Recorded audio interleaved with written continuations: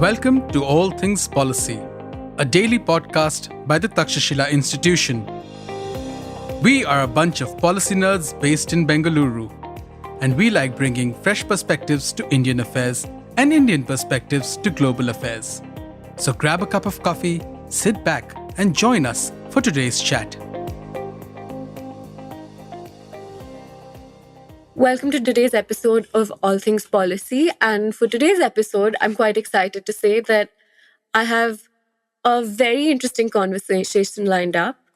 Today, I'll be joined by Major General Akash Kaushik, who has worn many hats. And he's a serving armed forces officer in the Indian Army in the Infantry Corps and has served for 37 years across all terrains, both within India as well as abroad.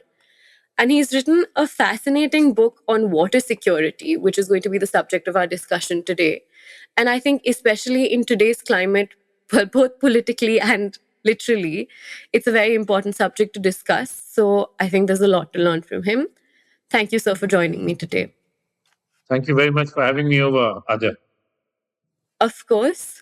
So actually, just to jump in at a much more rudimentary stage of the conversation, you started off the book by calling the state of affairs today a looming water crisis for India. I wanted to understand from you, how severe is it?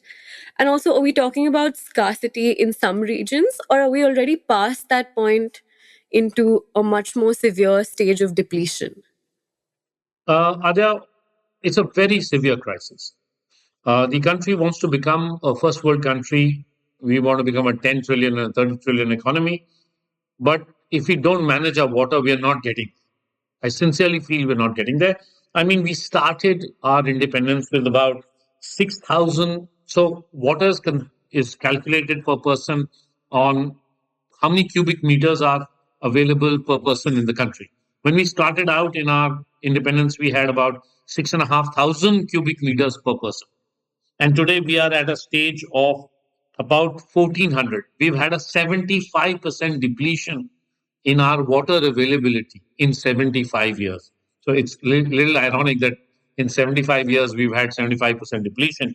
And as we go further, if we don't do something about it, we're going to a stage of about 1,140 cubic meters per person, which is there's a fallen mark index, which describes the state of water security in our country. And at 1,000 meters, you become water scarce.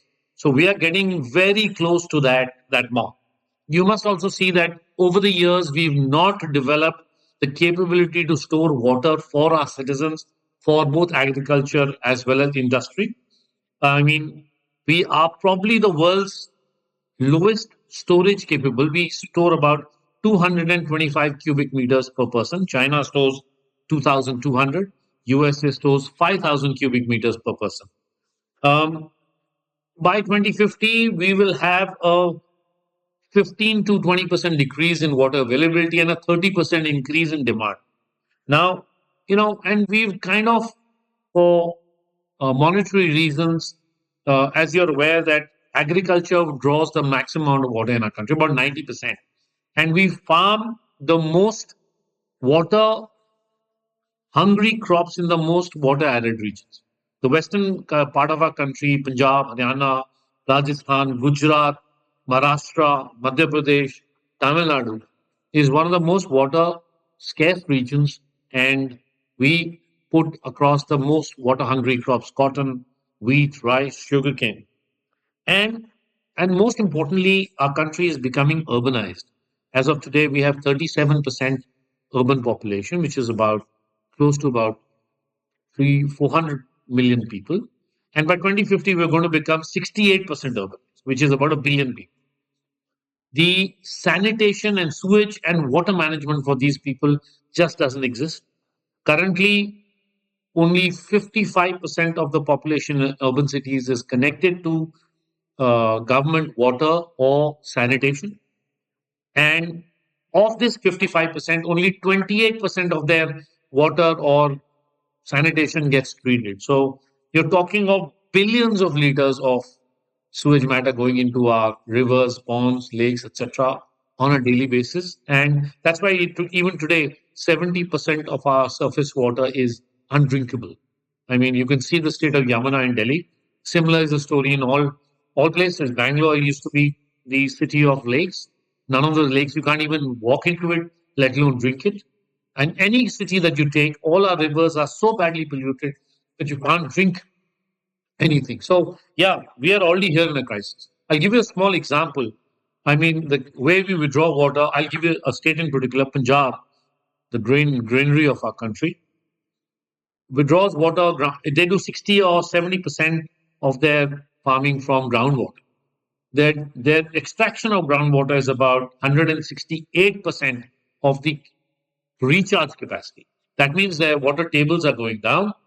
And by 2039, 13 years, not too far away, average water availability in Punjab will be below 300 meters. That's 1,000 feet or more. So it's not economically viable to withdraw the water.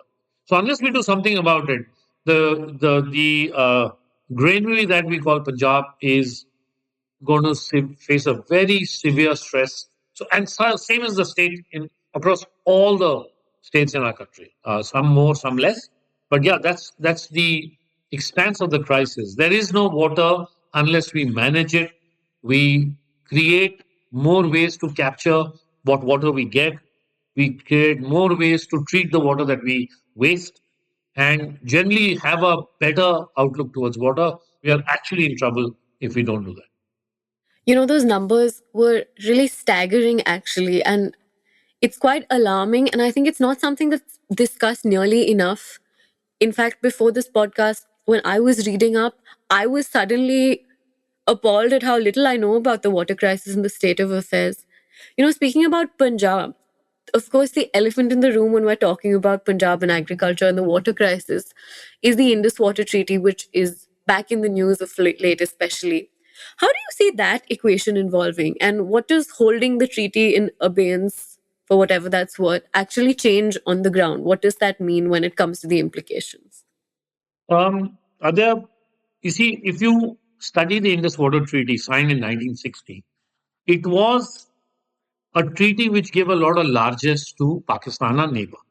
We were both Pakistan was a newly independent country. 47, we got our independence. And I think at that point of time, our political leaders thought that they should give them sufficient amount of water. But we ceded too much. I mean, as you may be aware, 80% of the waters of the six rivers go into Pakistan, and 20% are with us. The northern rivers or the western rivers are the Indus, Jhelum, and Chenab, and the southern rivers are Ravi, Satluj, and Byas. So the southern rivers or the eastern rivers are with us, entire water, and the entire water or most of the waters of the western rivers are to be sent to Pakistan. So you must look at the raison d'etre of Pakistan's stress about water. I mean, all the water that flows into Pakistan originates, 80-90% originates in India. And any neighbor which is inimical as Pakistan has been to us would have a problem with having any kind of uh, their sources within another neighboring country. Now, the Indus Water Treaty, if read, most people haven't read it in great detail, allows for a large amount of irrigation and storage by India. Like, for example, we are allowed to farm about 1.36 million acres of land in the IWT. We are doing about zero point 0.7 million acres. So we can, as per the treaty, go ahead and farm another zero point 0.7 million acres of land, for which additional water is allowed. Similarly, we can store about 3.6 million acre feet of water for consumptive use. We are a fraction of that. Now, every time we wanted to use the availability in the treaty to create any kind of either navigation projects or irrigation projects or run of the river hydroelectric projects, Pakistan would put an objection to it and we would not go ahead. So I think Pakistan also needs to understand what we are saying. And I think if both nations deal diplomatically on this issue within the allowed AGs of this treaty, I think we could come to a great understanding. It would suffice how the requirements that we need, and it would more than suffice the requirements of Pakistan. Thank you. So, another question I had, Pakistan, of course, is one big player in the entire water question. We're talking about India. Of course, naturally, on most fronts and water as well. Then there's China. And then there's the Tibetan Plateau. So China becomes quite a wild card in this issue in that sense. So there's two things I wanted to ask you. Firstly, how worried should India be about upstream infrastructure on rivers like the Brahmaputra and the role that China has to play? And beyond just Pakistan and China, I noticed you'd also written extensively about Bangladesh, Nepal, Bhutan, the Tista issue. So I wanted to ask which of these relationships are the most fragile and the most concerning right now? And which of them do you think could be a model of cooperation that could perhaps be applied to some of these other areas as well? Okay, so I'll since it's in two parts, I'll cover China. You see, China is the waterhead for Asia.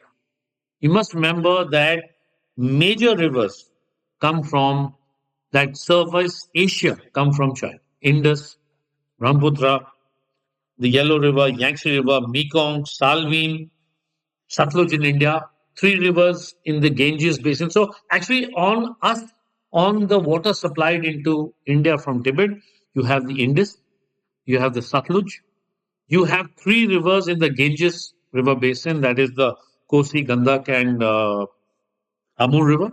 And then you have the Brahmaputra, which is two parts, the Brahmaputra, that is the Yarlung Sangpo and the Lohit river. Now, percentages of water coming in from Tibet into these rivers vary from river to river. From the Indus, it's about 2%.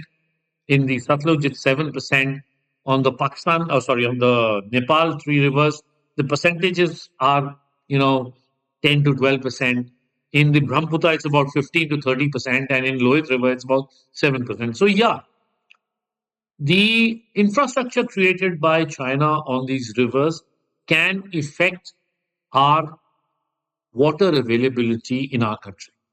Majorly, this water availability, in fact, if you see the entire downstream effect of this water availability, the biggest effect will happen in Bangladesh because the Ganges River Basin and the Brahmaputra River Basin merge and flow into Bangladesh, and they are the people.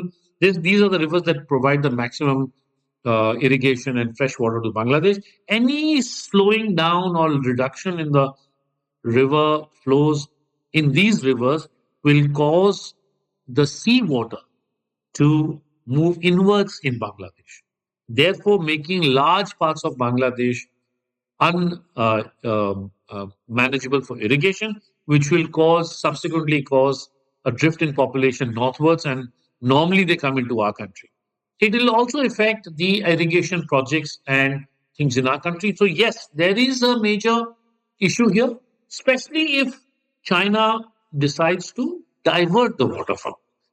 They have spoken about it, but they haven't done so far. And the third most problematic issue is when you create such large dams on a geologically young and active area. For example, the Himalayan are one of the youngest mountains. When you create so much pressure on very large dams making so much water, as you're aware, China is planning to make the world's largest hydroelectric project on the Yarlung Sangpo. So it will entail large number of dams. They will put pressure on the seismic plates of this area. If it causes some kind of seismic movement which causes a subsequent disaster, the downstream effects will be maximum felt by us because most of our civilizations, our cities, etc., are along the banks of the Brahmaputra. So these are the 3, 4 major issues that we need to tackle. I think if cooperation in terms of talking about water figures, releasing the dates, which they do off and on. I mean, they're not regular about it, but they keep giving us the data. If this mechanism between Bangladesh, India, and China could be formalized, I think it would solve large number of the problems. Currently, this formal behavior is not available in our relationship. So these are the issues with as far as China is concerned. You asked a second question about the issues with Nepal, Bhutan, and Bangladesh. So of the three, with Nepal and Bhutan, we are the lower repair, and with Bangladesh, we are the upper riparian state. I mean, so the most ideal situation we have is with Bhutan. As you would be aware, Bhutan has a hydroelectric potential of about 30,000 megawatts, and their peak demand is only 130. They have developed about 2.5 to 3,000 megawatts worth of hydroelectric projects, all done by us. And most of these are done in a system where we invest the money, and the invested money is paid for by the electricity supplied by the country. Each project has a different system in terms of how much amount and how many years. So what happens is Bhutan gets, in fact, the largest share of their national revenue comes from the hydroelectric projects that we are doing in them. We make the project, they sell the electricity to us, we sell it back. So whatever, some of it is in grant, some of it is in aid, some of it is in debt. So whatever debt they have, they pay back with this, and they make a lot of finance for their country. And that is why probably among the SAARC nations, Bhutan has the highest per capita income. Right. So, and they're happy to develop more. And we have a shortage of about 73,000 megawatts. And if we can harness this potential, a large part of it can be covered by Bhutan.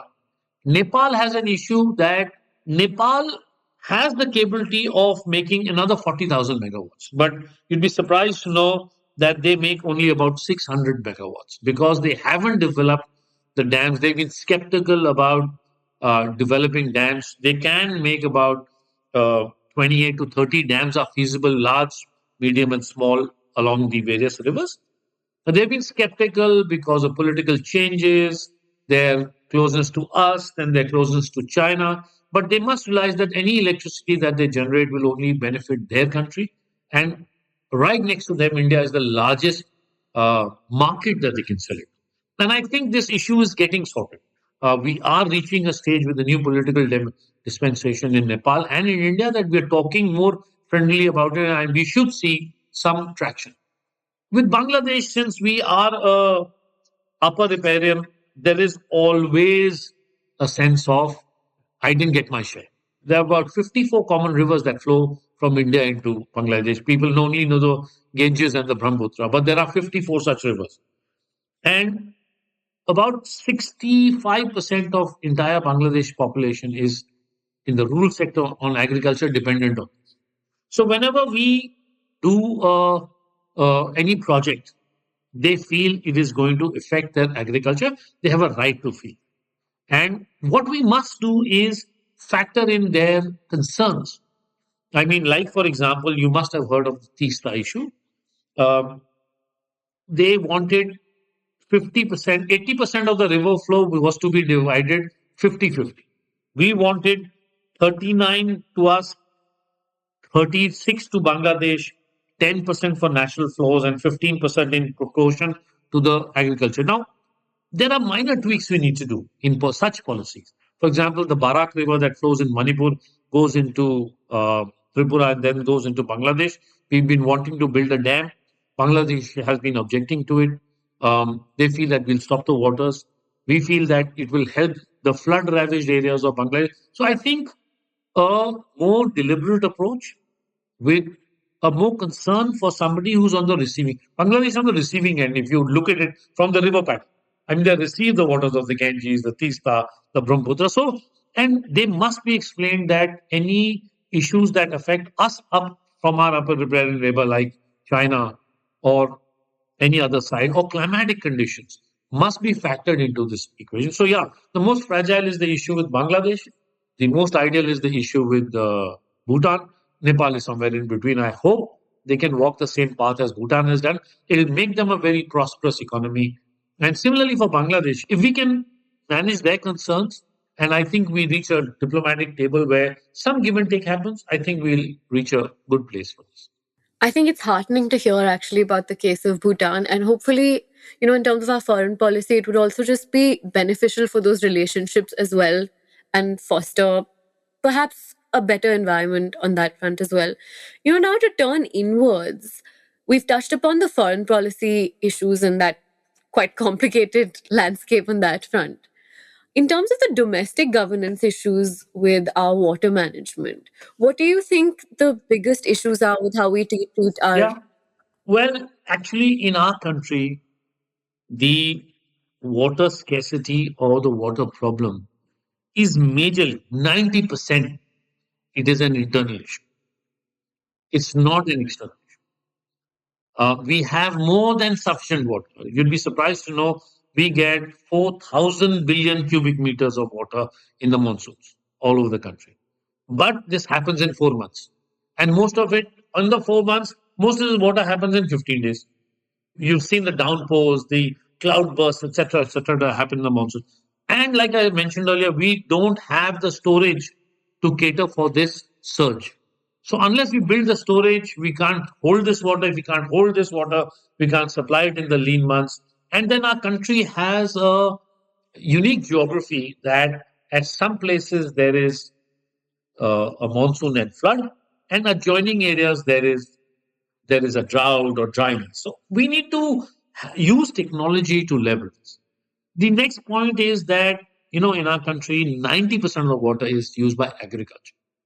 And in our case, in our country's case, agriculture, we use twice the amount of water to grow the same crop as the world average. You'd be surprised that you wouldn't. I mean, I don't know if you have a kg of rice requires 1,500 to 5,000 liters of water to make the rice you have at home. Wheat requires 1,000 to 1,500. Cotton requires about for per kg of cotton requires 10,000 liters of water to make. Now that is because we use the system called flood irrigation. If you must have been along in the rural areas, we flood our fields, hold the water. The sprinkler system or the drip irrigation is 60% and 90% more efficient. What the government needs to do is invest with the local farmer, with the small farmer, give him subsidy on sprinkler irrigation and give him subsidy on drip irrigation. Not subsidy. We're doing it in many places. We're doing it for electricity.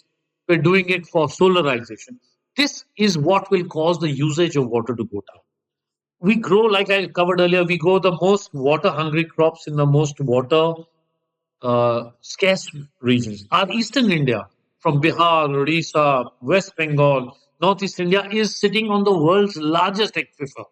But we don't produce water so much because the procurement of our produce, MSP that you've heard of, is mostly centered towards 5 or 6 states: MP, Punjab, Haryana, Tamil Nadu, Andhra Pradesh, uh, and Haryana. So if we move the procurement mechanisms of the government more eastward, you will find that these water hungry crops go into areas which are rich in water, and we must promote the crops that require lesser water.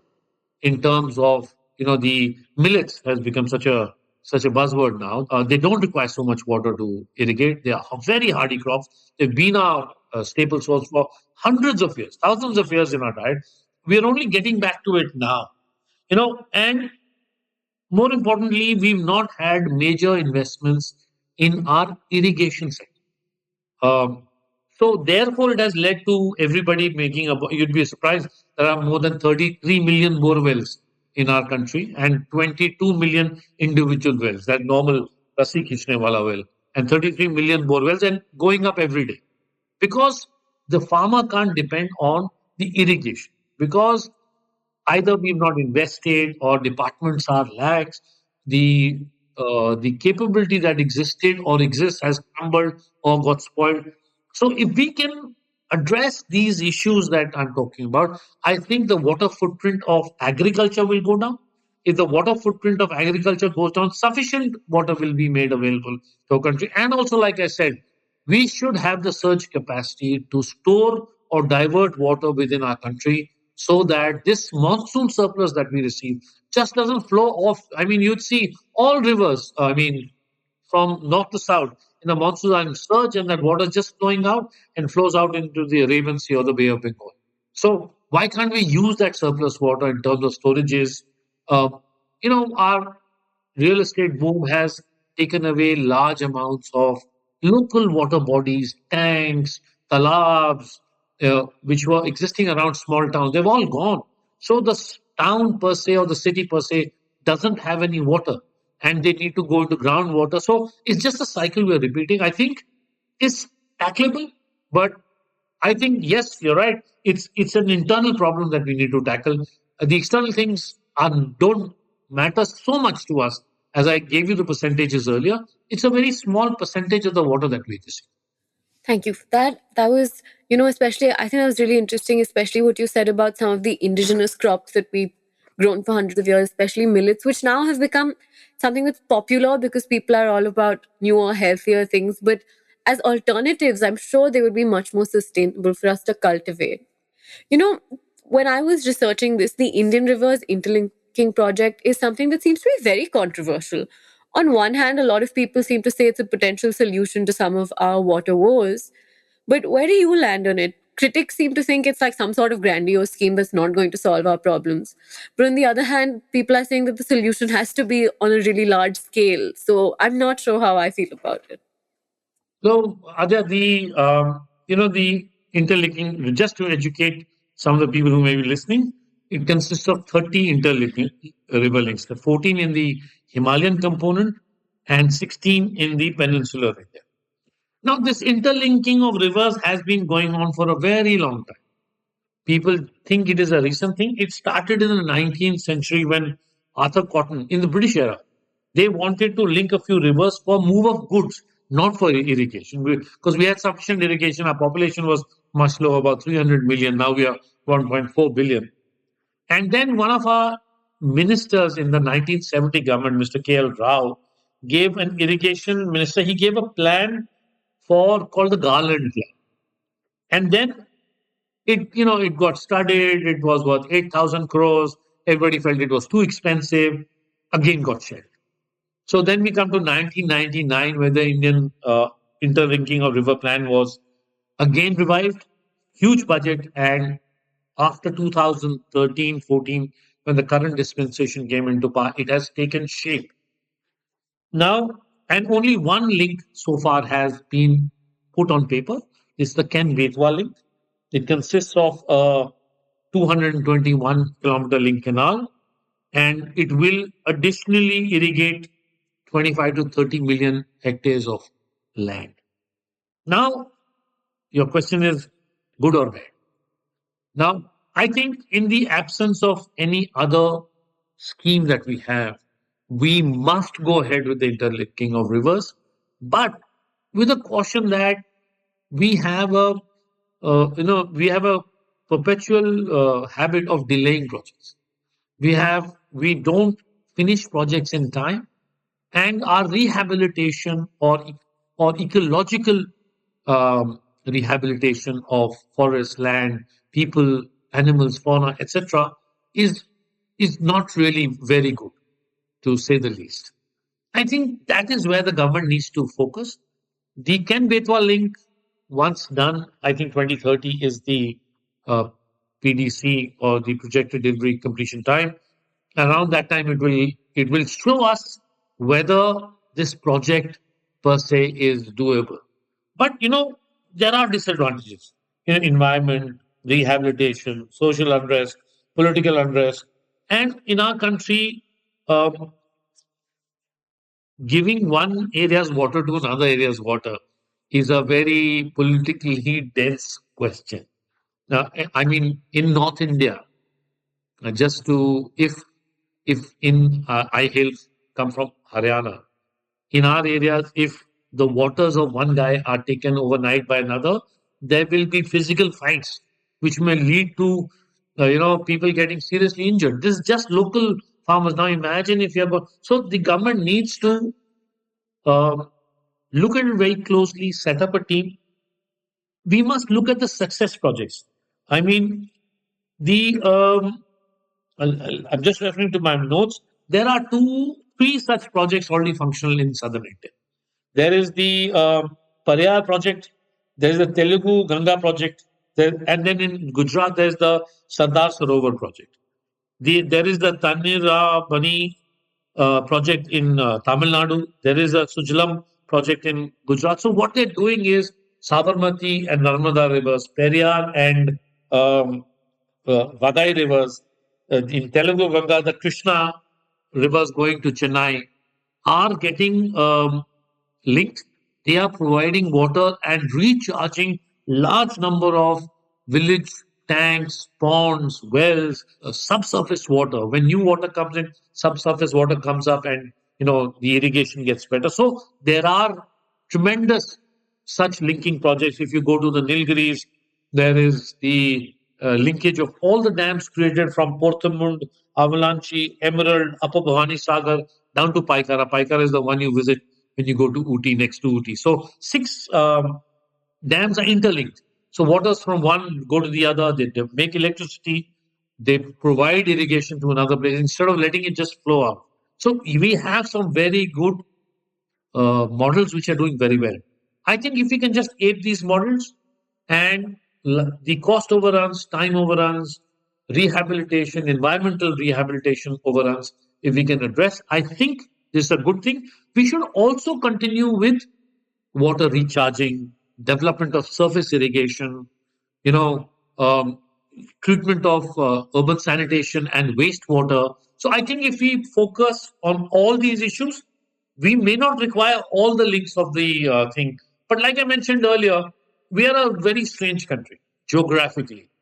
Floods in one area, next door, there's a drought. Can we use this surplus water? Yes, we can. We need to use technology to manage this. Do it better. Do it more. I mean, nobody thought you would be able to make a metro in Delhi, overground and underground. But we had a person who came in and said, we'll do it, and they did it. So why can't we use such technologies to drill underground, move waters underground, and so on and so forth? There are enough technologies available. If China can divert waters from southern China to northern China over 3 to 4 thousand kilometers, and it's successful. Everybody said it can't be done, and it'll lead to ABC. Yes, they are a more autocratic country. We are a more democratic country. We listen to everybody. All stakeholders are invited. It's going to be a difficult process, but I think we can do it along with all the other issues that I mentioned. That's actually perhaps the most nuanced argument I've heard on that. That was interesting. Before we wrap up, I know I've been keeping you from a busy schedule. If I had one final question I wanted to ask you is, what do you think the most critical issue is right now domestically? If there could be one intervention that policymakers had to make. Of course, isn't a simple landscape at all. There's many, many things that need to be done. But if there's one really critical thing that needed to be done, what would you say that was?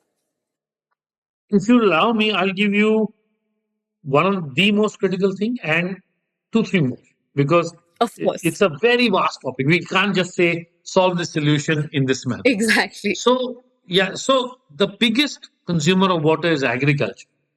And therefore, we must address agriculture in a modern manner immediately. We are doing it. This government has done a large number of schemes. I mean, in Punjab, they have said, I'm forgetting the name of the scheme. It's a new scheme they've launched where you save water and earn more. I'm forgetting the name of the scheme. Oh, fascinating. Okay. Similar such schemes or subsidizing sprinkler and drip irrigation, better usage of water, better usage of crops will give our country a space where we need to develop. The second biggest thing that we need to address is the urban sanitation. Yeah, Pani Bachao Andolon. Now I remember it's called the Pani Bachao Andolon. The Ah, biggest thing is going to be urban sanitation. India wants to reach 68% urbanized economy.